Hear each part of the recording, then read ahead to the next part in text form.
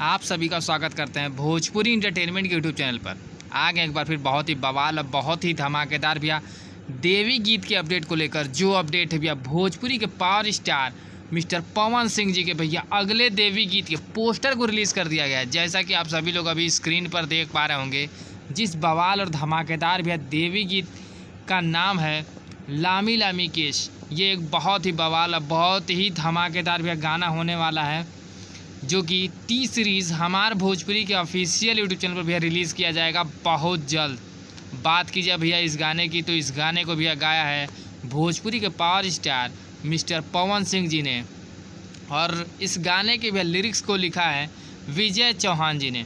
और इस गाने में भैया आप सभी को फीचरिंग करते नजर आ जाएंगी श्वेता महाराज जी, जो कि बहुत ही बेहतरीन और बहुत ही खूबसूरत एक्ट्रेस हैं। तो भैया ये पावर स्टार पवन सिंह के फैंस के लिए आ गई है बहुत ही बड़ी अपडेट।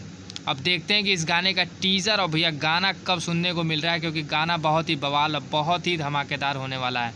क्योंकि इस गाने में आप सबको पावर स्टार पवन सिंह जी का बंगाली टच देखने को मिल सकता है भैया, पहनावे से ऐसा दिख रहा है। तो फिर मिलेंगे हम ऐसे ही बवाल और धमाकेदार अपडेट को लेकर।